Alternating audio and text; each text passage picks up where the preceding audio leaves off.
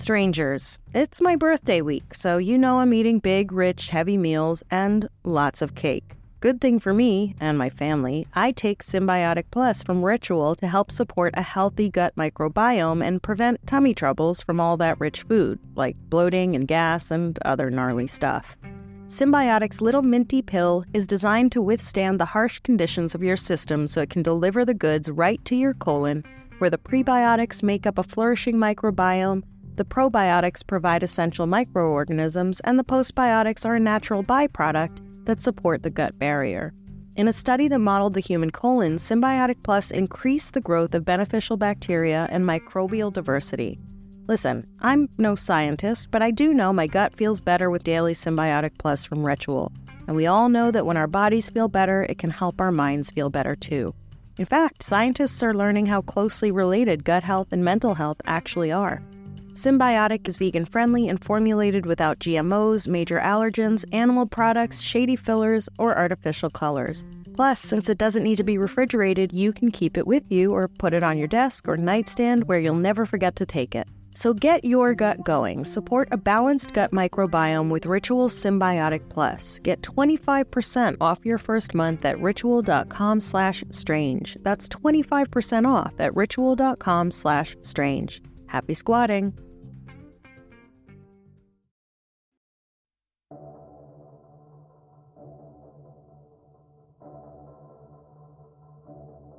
Have you ever tried to start a fire from scratch? It's not easy. The wood and the kindling need to be just right. Your ratio of wind to no wind needs to be just right. And sometimes, even then, getting it to catch can take a few attempts.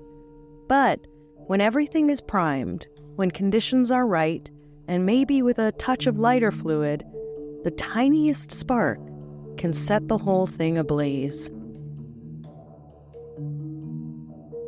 Welcome to Strange and Unexplained with me, Daisy Egan. I am someone who knows how unjust our system can be, and yet am still somehow shocked when I learn about the depths of the injustice many have suffered under it.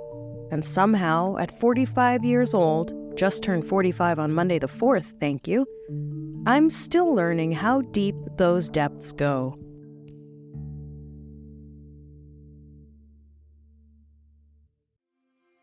The spark that lit the metaphorical and physical fire was lit in a downtown Tulsa elevator on the last Monday in May, 1921. What exactly happened in that elevator is still debated. The resulting devastation is not, or at least it shouldn't be. After a while, no one cared anymore about the precipitating event because it wasn't really about the two people in the elevator. It never had been. But here is the spark that lit the fire. 19-year-old Dick Rowland was an enterprising young man who shined shoes for nickels and dimes as he rubbed up against wealthy white businessmen going about their day in Tulsa, Oklahoma, a fresh and thriving city at the beginning of the 20th century. Everyone in Greenwood, the equally thriving North Tulsa neighborhood populated by the city's black residents, knew that shoe shining wasn't Dick's only means of income. Dick was raking in the dollars in dubious enterprises that surrounded the juke joints, the brothels, the jazz clubs, the bars, and the gambling houses in town. Dick's mother, Damie, might not have wholeheartedly approved, but he showered her with things that the fruits of his labors allowed. Anyway, on May 30th, after Dick had delivered some shoes to a client on the 3rd floor of the Drexel building, he'd taken the stairs to the 4th for a quick trip to the segregated men's room. He then took the elevator back down. When the doors of the elevator opened and Dick entered, he stumbled on his way into the elevator and accidentally stepped on the foot of elevator operator Sarah Page. Sarah shrieked out in pain and then proceeded to whack Dick with her purse repeatedly as the two rode the elevator down to the 1st floor. The widely accepted version of the story, because of course there are a few differing versions, goes that when the elevator doors opened on the 1st floor, Sarah said Dick had assaulted her. Clarence Polton, a tailor who worked in the building, was waiting for the elevator and rushed to her defense. Dick, afraid of the commotion, took off running and didn't stop until he got home a mile down the road. This version was accepted despite Polton saying Sarah, quote, was not bruised nor her clothing disarranged in any way, end quote. Another version was that Dick and Sarah weren't strangers to each other and may in fact have been romantically involved. It has somehow made it into the record that Dick's mom knew Dick had eyes for Sarah, which I suppose led some to believe the pair had been kissing in the elevator. Yet another version is that Dick was actually Sarah's pimp, because, of course, Dick, after all, was known to wear flashy jewelry and wave around more cash than a shoeshine boy should have, so naturally, he was a pimp. Sarah was divorced twice by then, at the young age of 21, and later the sheriff would tell someone in the local press that her divorce papers suggested she was an unsavory type. Spoiler alert, they didn't, and by all accounts, she wasn't. Regardless of which story is true, once the elevator doors opened to reveal a white woman and black man tangled up in some manner, it wouldn't matter which story was true. Tulsa was rife with racism, a place very much governed by Jim Crow laws, a city where the Ku Klux Klan was not only accepted but very comfortable operating out in the open. It was a town full of white people angry and resentful that Greenwood, where black Tulsans had been forced to live and shop apart from them, was evidence of a truth they could not bear, that black men and women were as ambitious, capable, gifted, resourceful, and successful as they were. In some cases, they were more so. That's because in 1921, Greenwood was a 35-square block of flourishing prosperity, a boom town full of black entrepreneurs, doctors, lawyers, accountants, shopkeepers, and empire builders who, deprived of being able to compete equally with their white counterparts, did just fine where they were. They did this despite Jim Crow laws, working their way around obstacles intentionally placed in their way that made things like obtaining loans or sourcing materials very difficult. The town was dubbed the Negro Wall Street by Booker T. Washington when he visited, and, of late, as the Black Wall Street. It was, in 1921, the largest concentration of black-owned businesses in the country. And that did not sit well in white Tulsa. To say that white Tulsa was waiting for an excuse to rumble is not much of a stretch. Tensions were high, it seems, solely because black people were thriving. Most historians don't wrangle much about what happened in the elevator, though they dutifully note that no sexual assault could have reasonably taken place, as the ride from the 4th to the 1st floor would hardly have been long enough. Elevators were not quick, but neither were they leisurely modes of transportation that would allow one to accomplish an impromptu rape. Though, of course, sexual assault can mean much more than rape. In that time, it's entirely plausible that him simply touching her inappropriately could have been labeled rape without much pushback. He also could have inadvertently touched her when he tripped in order to keep himself from falling, and she could have perceived it as a sexual assault. And yes, of course, we should believe women, but Sarah herself refused to press charges, and, in fact, never surfaced to even talk much about what happened that day. If she'd explained what happened that day, we would weigh that quite heavily, but she never did. In truth, though, nobody at the time much cared what happened to Sarah Page in that elevator. Sarah became a symbol. Whether or not she had any real beef with Dick didn't matter.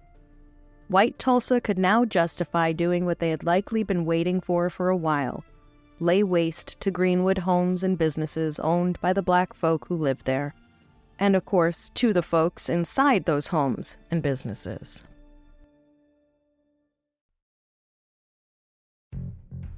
Strangers, we have a brand new sponsor. Mint Mobile is here to rescue you from your overpriced premium wireless plan. I don't know how this happened, but somehow my cell phone bill has become astronomical. So I decided to switch my son over to Mint Mobile for just $15 a month for unlimited high-speed data, talk, and text for 3 months, all on the nation's largest 5G network. And when they say it's $15, they mean it's $15, not like my other carrier that's like, oh right, and all these other hidden fees. With Mint Mobile, I can stay connected with my kid wherever he goes. And now that he's getting a little older and having more autonomy, it's important that we can stay in contact so I don't die from worry. Plus, he can stay in touch with his friends, which for him is way more important than staying in touch with his stinky old parents. You can use your phone and even bring over your number from your current carrier, all for just $15 a month when you buy 3 months. To get this new customer offer and your new 3-month premium wireless plan for just $15 a month, go to mintmobile.com/strange. That's mintmobile.com/strange. Cut your wireless bill to $15 a month at mintmobile.com/strange. $45 upfront payment required, equivalent to $15 a month. New customers on first 3-month plan only. Speed slower above 40 GB on unlimited plans. Additional taxes, fees, and restrictions apply. See Mint Mobile for details. When Dick got home, he frantically told his mother, Damie, she had to hide him. But nothing happened. Things were rather surprisingly quiet. Nobody knocked on the family's boarding house door demanding to know his whereabouts. Maybe it was a false alarm, they thought. Still, Damie wanted Dick to lay low, but Dick, thinking perhaps the coast was clear, went out and was pretty quickly spotted by the cops and hauled to jail, where he used his one phone call to ask his mom to get him an attorney. The sheriff, Willard McCullough, promised Dick's mom that Dick would get a fair trial and that he'd be safe in McCullough's jail because he personally would see to it that he was. Though why the sheriff thought he had any control whatsoever over the kind of trial Dick might get is a mystery. Maybe he was just trying to allay a worried mother's fears. He also told her that nobody really believed Sarah Page's story, so it might all blow over pretty quick. I'm not sure why this guy seemed to have it out for Sarah, but he really didn't like her. Anyway, Dick's mom got him a well-respected white lawyer who would later rise pretty high in the state political leadership and was, as almost everyone except those who were black knew, a Klansman. There's your fair trial, I guess. It would have been difficult, I suppose, to find a lawyer in Tulsa that wasn't affiliated with the KKK. Around Tulsa, nearly every white man was associated in some way with the Klan. Either they were Klansmen, or they knew and didn't seem to care that Klansmen ran the banks and businesses they frequented. Many had been involved in acts of mass terror and individual lynchings. According to multiple sources, including Win Craig Wade's The Fiery Cross and Death in a Promised Land by Scott Ellsworth, Tulsa wasn't alone here. The nation was dripping with the blood of its black citizens, murdered by angry mobs without so much as a verified charge, let alone a fair trial, including black men who had served this country in the Great War only a few years earlier. They, too, were not immune from hate. As many as 75 residents of Greenwood had fought for this country and come back to something that was a far cry from equality, which may also explain why some people in Greenwood were over being nice and complacent. That's the thing about living under tyranny. It's only so long before people are sick of it.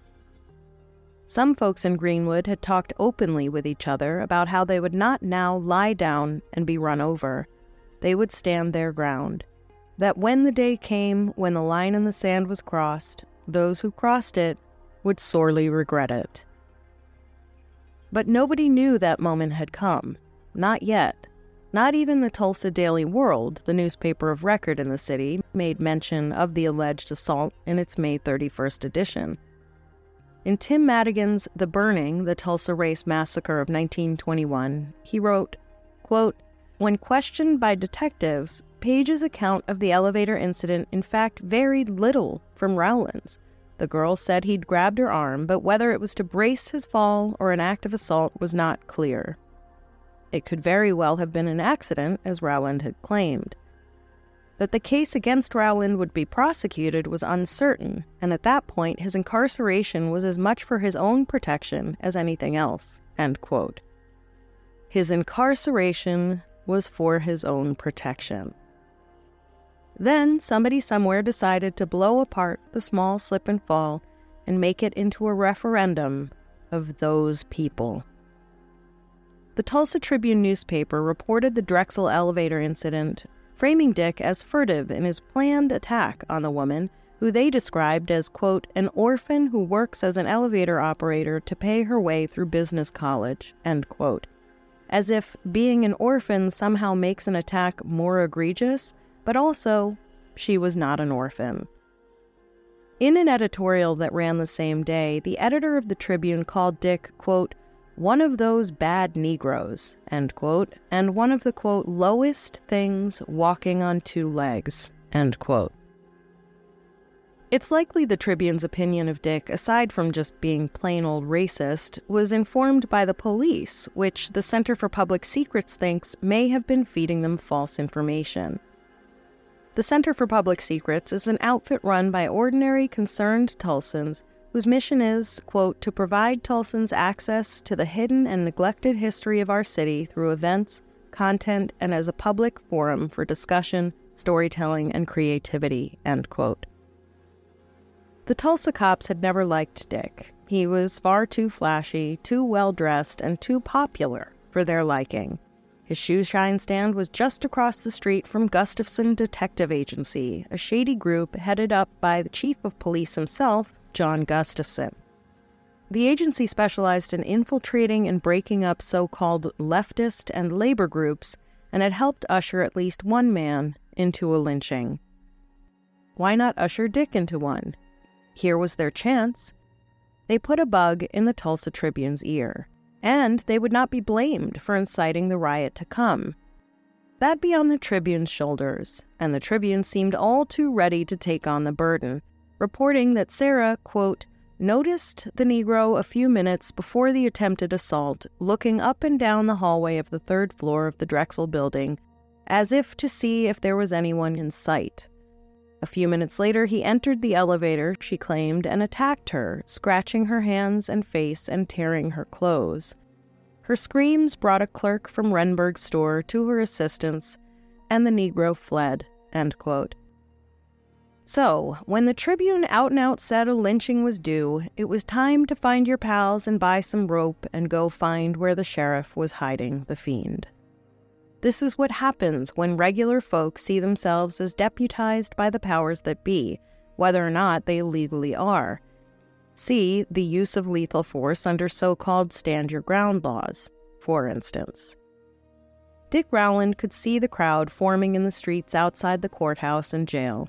The Tulsa Police Commissioner advised getting Dick out of town post-haste.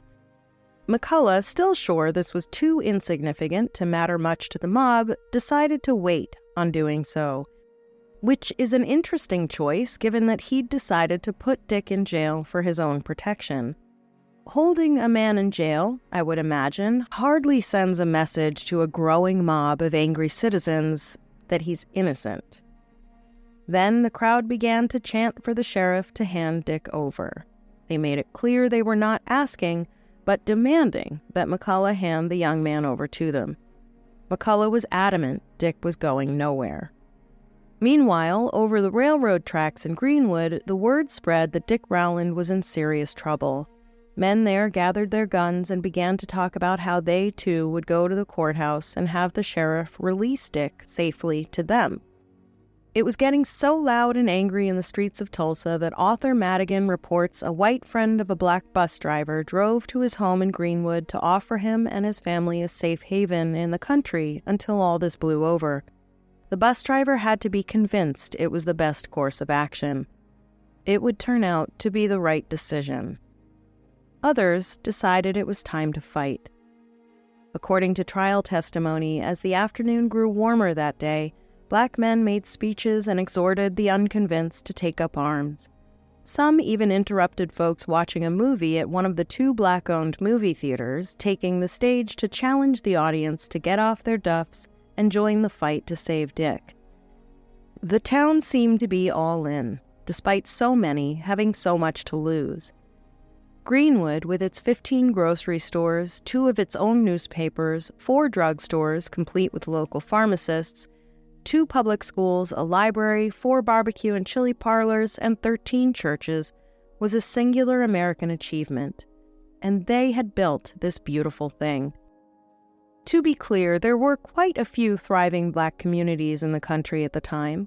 Oddly, many in Oklahoma, but none, it seems, as financially prosperous as Greenwood. Make no mistake, the businesses and homes in Greenwood were just as nice as the ones over in the white part of town. The owner of the Dreamland Theater even owned 2 other theaters outside of Greenwood. The hotel, built by John B. Stratford, was as elegant and refined as you'd find anywhere. They had a tea service. Perhaps it was just my educational experience, but it seems every time we were taught about non-colonizing populations, we were made to understand that they lived in some kind of primitive, less developed way. All the pictures in the history books from this time suggest Black Americans lived in shacks or farmhouses in various states of disrepair. Somehow, Tulsa's Black Wall Street was missing from my textbooks. In fact, almost all successful Black figures were, with the exception of George Washington Carver, Harriet Tubman, and Martin Luther King, who was most definitely not murdered by his own government. Some were less gung-ho to pick up arms and storm the proverbial castle. Notably, over at the Gurley Hotel, O.W. Gurley tried to cool some brows. He said he thought they all needed more information and got another like-minded fellow to go with him. What Gurley and his pal found over at the courthouse was Sheriff McCullough standing in the breach, explaining that the white population would have to kill him first before they'd get to Dick Rowland. Back at home, though, people found Gurley's account hard to believe. His friends called him a liar. Guns were pointed at him. Rage bubbled, and Gurley knew what was coming, unsure if he'd even live long enough to see it. The Klan had done some calling around and got other not-so-local folk to join the herd. Nevertheless, McCullough didn't back down. Aroused by the growing clamor, he got a friend, Ira Short, to come stand with him in defense of the courthouse and Dick. Soon, a small contingent of armed Greenwood men got in their vehicles and drove the short distance to talk to McCullough. But first, they had to negotiate past the 500 or so white people gathered in place near where Dick Rowland was jailed. The crowd was, for the most part, not carrying weapons, so they surely felt outgunned when the Greenwood contingent drove up. And, as I'm sure you can imagine, that did not help de-escalate the situation. But they edged away from the loaded rifles and listened. McCullough and his deputies stood at the top of the stairs of the courthouse, ready to meet the Greenwood bunch. It took a while, but the Black elders were eventually convinced that short of burning the courthouse down, no one was getting to Rowland. The men got back in their cars and returned to the other side of the tracks. But, seeing the men so armed, the white crowd decided it was time to do the same. Many in the crowd headed straight to the National Guard armory to get rifles and ammo. They were stopped at the gate by the man in charge. He raised his weapon and told them they were not going anywhere and they were not taking anything from inside the armory. In a crowd that wants control, nobody wants to hear no, and they'd been told it twice now. And so, angered anew, they swept back to their homes and farms and got what firearms they had available. They then looted anywhere that had guns for sale. Firearm stores, sporting goods stores, pawn shops. Tim Madigan wrote, quote, "The civilian army ranged from preteens to men in their 80s, from taxi drivers and oil roughnecks to the wealthiest oilmen and entrepreneurs. People united in the unruly passions," end quote. Some of the young men in Greenwood were no better at tamping their enthusiasm for a fight. They drove their cars into town, taunting those gathered. People exchanged ugly words and called each other all the names they knew to call them. And then, around 10 p.m., things took a bad turn. It was dark now, and people were riled up. Somebody in Greenwood heard a rumor that the white crowd was moving in on the courthouse. The rumor mill had it wrong. The white people were moving on the armory. But when the grapevine is a seething mass, facts can get mixed up pretty fast. Also, at that point, honestly, potato, potato. The folks in Greenwood thought Dick was done for, so the men, many with Army-issued guns they'd brought home from the war, or with hunting rifles, once again drove into town to see what was happening. McCullough tried to head this incursion off at the pass, again having trouble explaining that all was well and Dick was not in immediate danger. According to multiple interviews conducted by journalists and authors who spoke to eyewitnesses, this exchange set in motion the calamity that ensued. As the Greenwood contingent were headed back to their cars, an older, short white man asked Obie Mann from Greenwood, "N-word, what are you going to do with that gun?" McCullough stood on the steps watching. "I'm going to use it if I need to," Obie responded. "No, you give it to me," the short old man said. "Like hell I will," Obie told him. The old man made a move to take the weapon from Obie, and Obie moved to avoid that, and the gun, or some gun, discharged. Nobody knows who or which side fired the first shot, but hell was unleashed, with people running for cover, dodging the hail of bullets that rained down in the Tulsa night. The old man was the first to die. Pretty soon, as many as 20 joined him. The Greenwood crowd had somehow managed to get back into their cars and drove back to what they hoped was safety. McCullough then ran back to stand in front of the jail cell which held one Dick Rowling, shoeshine man who had accidentally stumbled his way into history.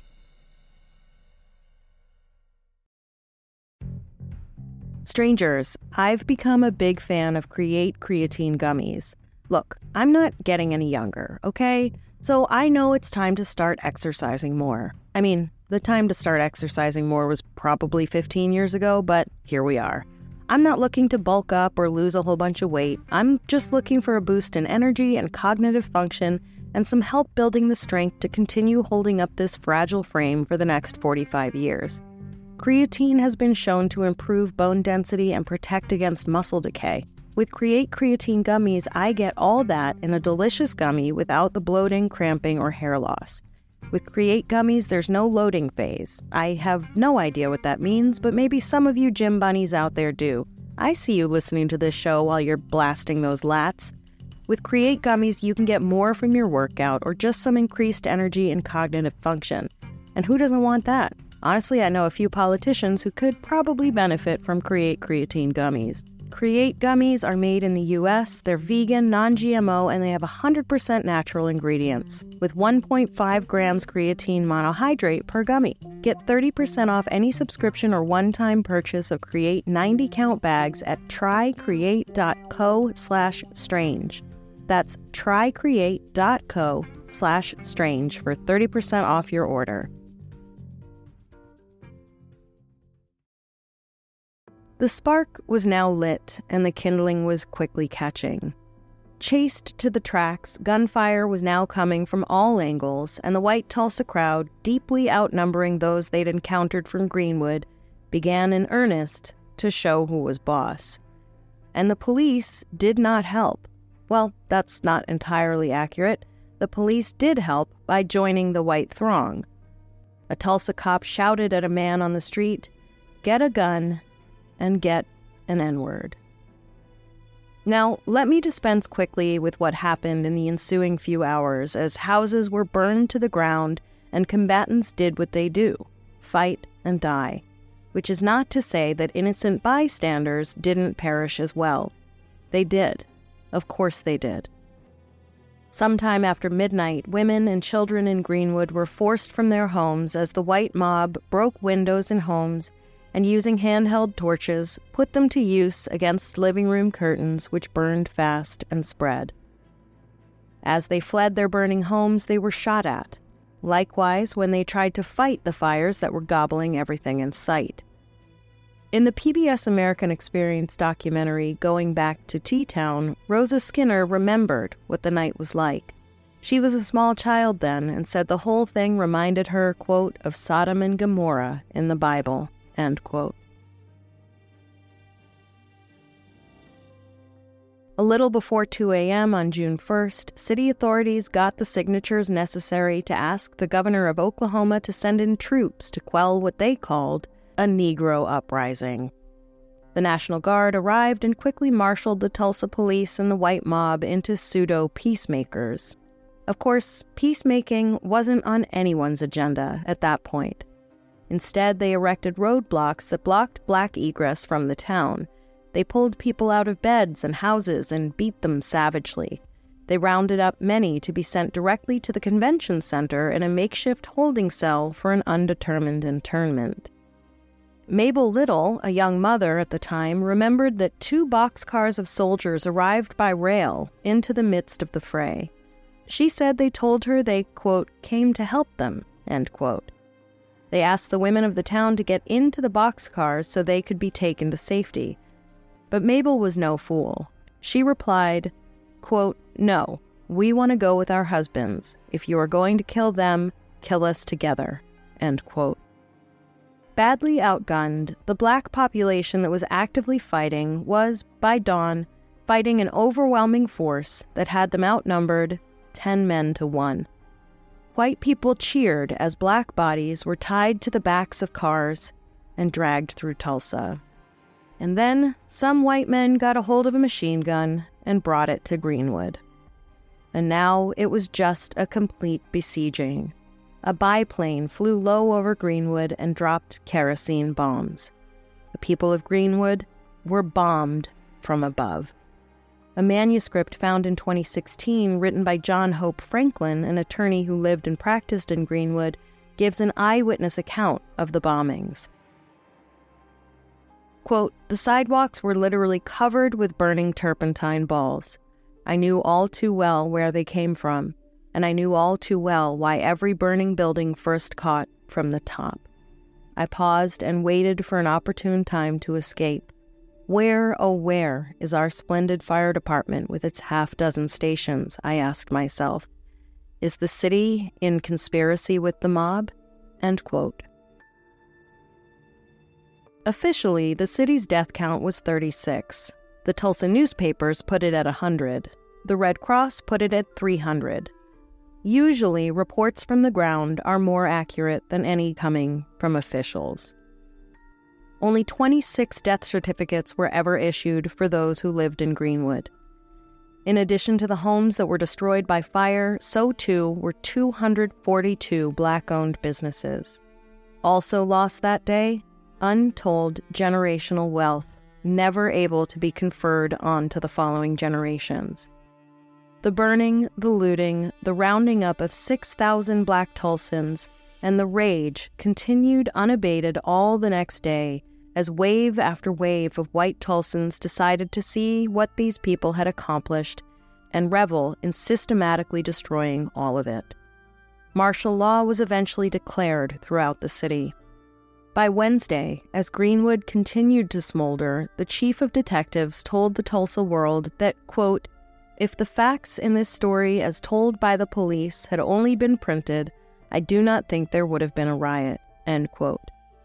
Did he mean that if police hadn't lied to the press, or if the press hadn't lied to the people? Where did the blame begin? On June 4th, the Tribune wrote an editorial titled, It Must Not Be Again. In it, Greenwood is labeled a cesspool of iniquity and corruption. That's a direct quote, except for the part where they called Greenwood N-word town. I am never not aghast. Sheriff McCullough had done what he'd promised by keeping Dick Rowland out of the hands of vigilantes. In mid-June, jurors indicted Rowland for assault and attempted rape, but the case against him collapsed mostly because Sarah Page didn't press charges and there was no evidence that a crime had been committed. The Tulsa World reported that. The Tulsa Tribune did not. Some say McCullough may have smuggled Dick out of Tulsa after that. Some say he might have made the stuff up about Sarah Page because he wanted to help Dick's case. The Chicago Defender, one of the earliest black-owned newspapers read primarily by those who were black, wrote later that it felt like the riot was not spontaneous at all, that the specific buildings targeted were not such a random affair. that the whole thing was too methodical and too successful to be anything but charted out even months or years in advance. The vigilantes had maps with them, the defender wrote. They had foreknowledge. Maybe. Could be. It's not an outrageous claim, but it changes nothing. The Washington Post reported in 2021 that it's likely Dick died in a wharf explosion some 40 years later, though Google tells me his name didn't appear on the list of dead there, and a relative says he lived until maybe even 1979. As for Oklahoma, well, it doesn't come off all that well in the aftermath. As far as white Oklahomans were concerned, and apparently all the history books I had in school, the whole thing never happened. It's like that old philosophical query that asks if a tree falls in the forest and no one is around, does it make a sound? If a massacre happens and no one acknowledges it, did it ever really happen? Some have termed it the Great Forgetting.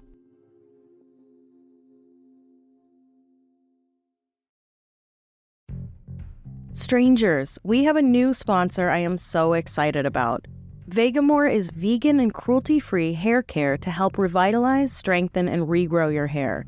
The folks at Vegamour have developed a truly holistic approach to hair wellness that incorporates powerful phytoactives in clean, vegan supplements, topical serums, hair care, and styling products that work in tandem to help address both the symptoms and underlying causes of poor hair health and fallout. My showers these days are a little longer because I'm treating myself to the delicious grapefruit scent of Vegamour's scalp detoxifying treatment, shampoo, and conditioner. I use the Grow Serum morning and night. I can use it before I style my hair. It is amazing. Vegamour makes perfect presents for anyone looking to spoil their loved ones. This year, they've launched 2 limited edition holiday sets, beautifully packaged in marble and gold gift boxes. No wrapping needed. And don't forget to treat yourself. Vegamour's 4 new holiday exclusive bundles come with a free full-size gift when you subscribe. Plus, their auto-replenish options make it easy for you to stay on top of your hair goals, keeping your routine effortless all season. This holiday season, give the gift of great hair with Vegamour. There's something for everyone, including you. Visit vegamour.com/strange and use code STRANGE to shop. That's vegamour.com/strange.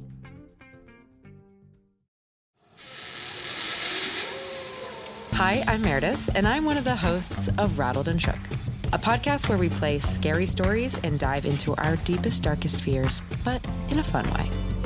If you like immersive, spooky stories, a vintage radio show vibe, and some lighthearted discussion, then check out Rattled and Shook. From all the same team that created Radio Rental, it's Rattled and Shook, available now with new episodes every Thursday. Who did the forgetting? Who didn't? Was white Tulsa afraid that the statute of limitations for murder was never going to expire? Maybe. Were they embarrassed by it?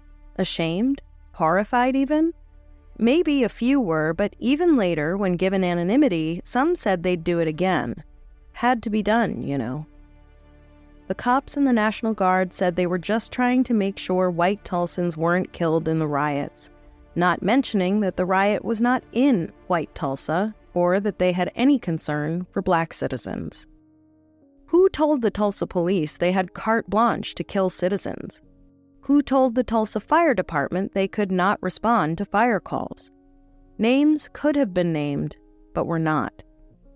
In an American Civil Liberties Union podcast, At Liberty, historian Hannibal Johnson explains that, quote, part of what happens when you don't address your wounds, it festers, end quote. Oklahoma schools didn't mention it, and the nation didn't do much better, as there was never a national reckoning, an apology, or even, really, acknowledgement of culpability. By the time the dust had settled over Greenwood, as many as 300 people were dead, thousands injured, 1,250 homes were destroyed, along with most commercial buildings in Greenwood, causing what would today be $27 million in property loss claims, most which were left unpaid. not to mention the erased success that 11,000 people who lived in Greenwood had fought years to attain. We call that generational wealth. And if that weren't enough cause for generations of sorrow and endless national shame, the whole thing was then just kind of swept under the historical rug, such that legions never even heard of it. I certainly never did in my racially diverse New York City public school education. Tulsa, on the cusp of being a well-regarded city in the 1920s, said Johnson, did not want this unfortunate civic shame to be put on display. This kind of PR would definitely be bad PR and would make Tulsa look very unwelcoming to all those who might want to move there and build companies or invest in its future. The Black community, on the other hand, had some well-deserved post-traumatic stress, along with the fear that it could happen again, or that their children would be afraid to try to succeed, but now also had less of a foundation upon which to succeed. They didn't want to burden their children with the horrific story, said Johnson, who chaired the Education Committee of the 1921 Tulsa Race Massacre Centennial and is heavily involved in developing the curriculum that is now required to be taught in Oklahoma. In 2020, the city of Tulsa began excavating the Oaklawn Cemetery site where remains of those who perished in 1921 are believed to have been buried in unmarked graves. Their locations were never recorded. So far, more than 120 graves have been located, with DNA collected in 30 sets of remains. Some of the skeletons show evidence of gunshot wounds, others of burns. 3 of the sets of remains have been linked directly to the massacre, with their identities clearly established. C.L. Daniel, a World War I veteran, Reuben Everett, and Eddie Lockhart. The work is ongoing. But re-establishing Greenwood will be impossible. That was not because the 1921 survivors of the massacre hadn't tried to rebuild. They had, but the insurance they had bought had not paid out per their contracts, using the excuse that they were not insured against what they termed a riot. Over the years, white Tulsans have moved north into the land its white forebears had destroyed. The need for investment to rebuild, it seems, has gone ignored. The powers that be wouldn't own up to what had happened or save what was left.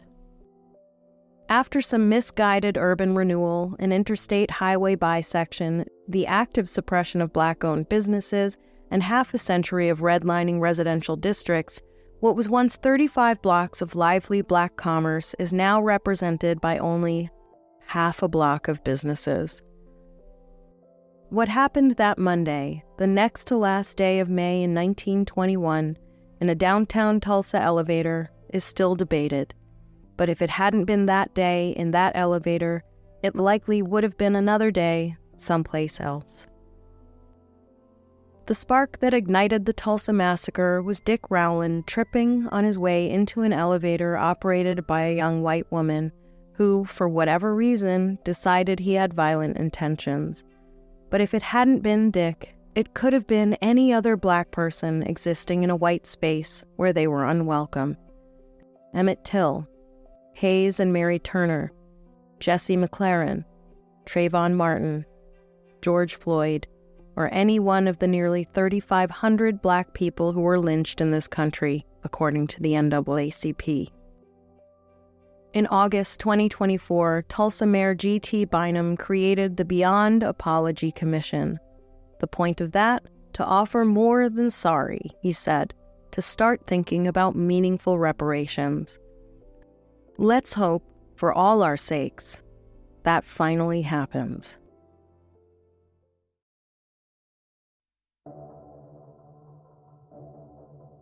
Next time on Strange and Unexplained. In November of 2011, a family moved into a house in Gary, Indiana, and got more than they bargained for. What started out as a run-of-the-mill haunting quickly became a case for the Department of Child Services. But proving there was any abuse happening would be a tall order when the demons made themselves known to the medical staff, police, and the DCS caseworkers themselves. Strange and Unexplained is a production of Three Goose Entertainment with help from Grab Bag Collab. This episode was written and researched by Amy Wilson and me, Daisy Egan, with sound engineering by Heather Eagle Ears Wilson. If you have an idea for an episode, head to our website, strangeandunexplainedpod.com, and fill out the contact form. I will write back.